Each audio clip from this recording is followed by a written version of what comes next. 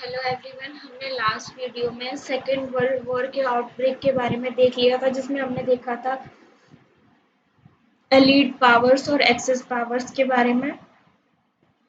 जो कि उस टाइम जो इंडिया के वाइसरॉय थे वो थे लिनलिथ, 1944 तक रहे, 1936 से। अब हम देख रहे होंगे जो लाहौर रिजोल्यूशन हुआ,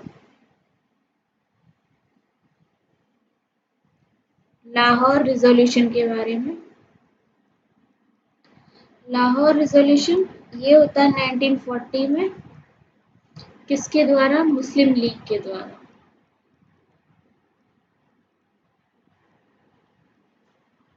इसमें क्या होता है कि जो मुस्लिम लीग होती है वो पाकिस्तान की डिमांड रखती है।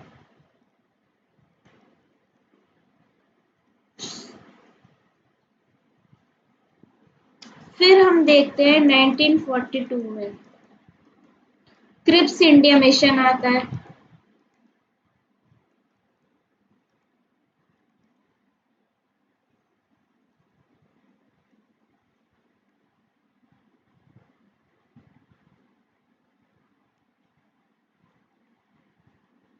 Cripps India mission 1943। इसमें क्या होता है? स्टैफर्ड क्रिप्स होते हैं। 9 अगस्त 1942 को गांधी जी स्टार्ट करते हैं क्विट इंडिया मूवमेंट। 9 अगस्त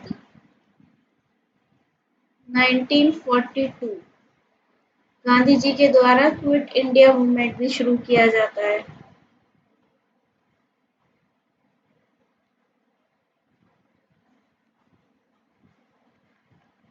कहाँ से? बॉम्बे से। इधर ये लीडरलेस मूवमेंट कहलाया जाएगा या फिर गांधी जी इसको लीड ऐसे भी कह सकते हैं। फिर डू और डाई मूवमेंट है ये, करो या मरो के नारे इसमें लगाए गए थे। फिर 1941 में यूएसए का जो नेवल बेस था, 1941 में यूएसए के नेवल बेस पे अटैक कर दिया था जापान के द्वारा, जिसका नेम था पर्ल हार्बर।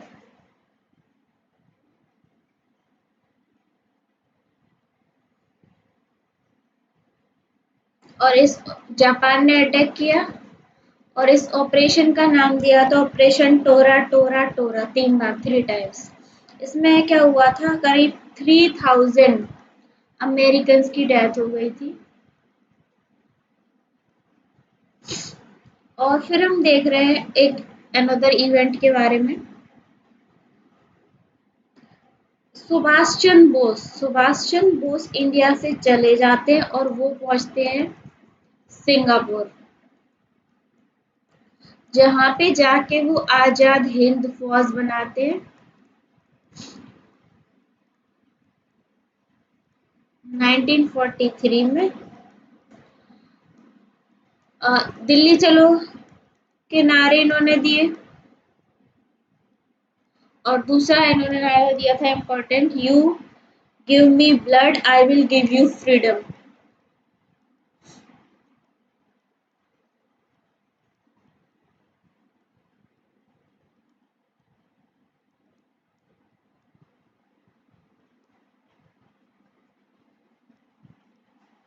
तो ये इम्पोर्टेंट नारे इन्होंने दिए। फिर इसके बाद जो नेक्स्ट वाइसरॉय होते हैं वो होते हैं हमारे वेवल।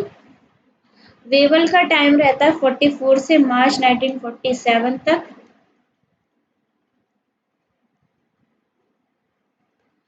1944 से 1947 मार्च।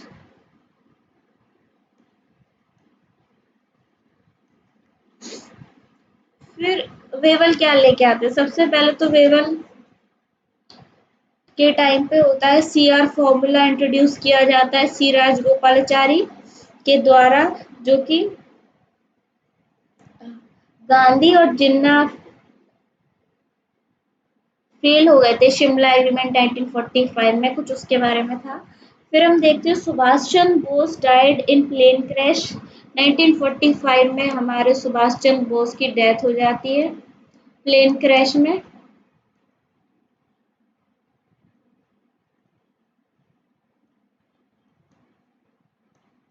ताइवान में ऐसा बताया जाता है, ताइवान में क्रैश हुआ था प्लेन। जापान के ऊपर 2 एटम बम गिरे गए थे। एक तो 6 अगस्त को 1945, दूसरा था 9 अगस्त को। जो 6 अगस्त को फेंका गया था वो था लिटिल बॉय। 9 अगस्त को जो फेंका गया था वो था फैट मैन। लिटिल बॉय फेंका गया था हिरोशिमा पर। फैट मैन फेंका गया था नागासाकी पर। फिर 13 अगस्त 1945 को ये वॉर एंड हो गया, सेकेंड वर्ल्ड वॉर।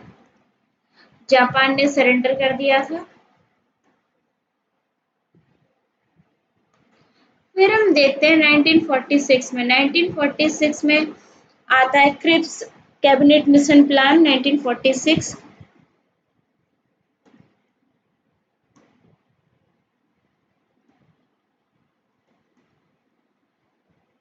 तो कैबिनेट मिशन प्लान 1946 में आता है, मई 1946 में। इसमें थे स्टैफर्ड क्रिप्स,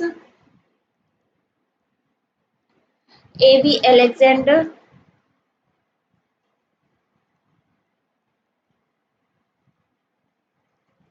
और होते हैं हमारे पैथिक लॉरेंस। इसमें कॉन्स्टिट्यूएंट असेंबली के लिए बोल देते हैं, कॉन्स्टिट्यूएंट असेंबली बनती है, इंटरिम गवर्नमेंट बनती है जिसके हेड होते हैं Jawaharlal Nehru. Declaration of end of the British rule in India on 20th Feb 1947। अब ब्रिटिश रूल का इंडिया में एंड होने की डिक्लेरेशन की जाती है ऑन 20 Feb 1947 को। पीएम जो थे उस टाइम इंग्लैंड के क्लीमेंट एटली थे। क्लीमेंट एटली ये करते हैं डिक्लेरेशन ऑन 20th Feb 1947। फिर हम देखते हैं इसके बाद जो लास्ट वाइसरॉय थे वो होते हैं हमारे माउंटबेटन। माउंटबेटन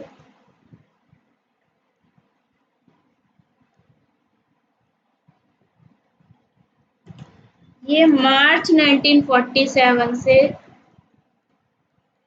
15 अगस्त 1947 तक रहते हैं।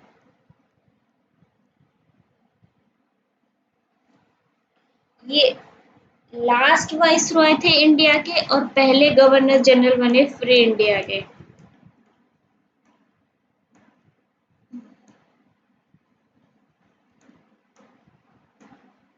लास्ट वाइसरॉय थे। इंडिया का सेपरेशन प्लान डिसाइड हो गया था, जून 3 प्लान उसको कहते हैं, जून 3 प्लान, क्योंकि माउंटबेटन प्लान भी कहा जाता है इसको, माउंटबेटन प्लान भी कहते हैं। फिर हमारा आता है Indian independence act, British parliament में पास हो जाता है 4 जुलाई 1947 को। 4 जुलाई 1947 को क्या होता है, Indian independence act 1947, Indian independence act.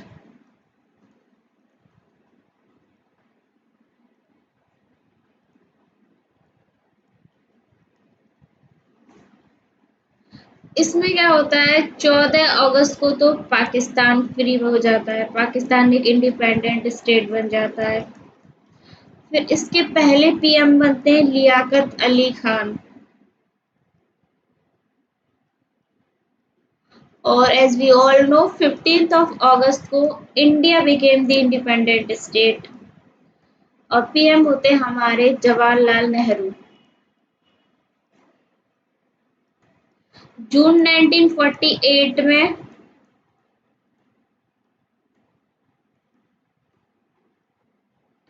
जून 1948 में माउंटबेटन हो जाते रिटायर। फिर हमारे उनको सक्सीड करते हैं सी राजगोपालाचारी।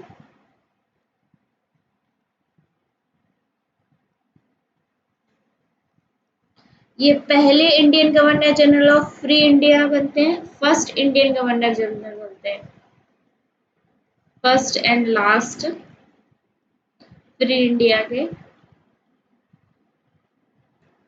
1954 में इनको मिलता है भारत रत्न।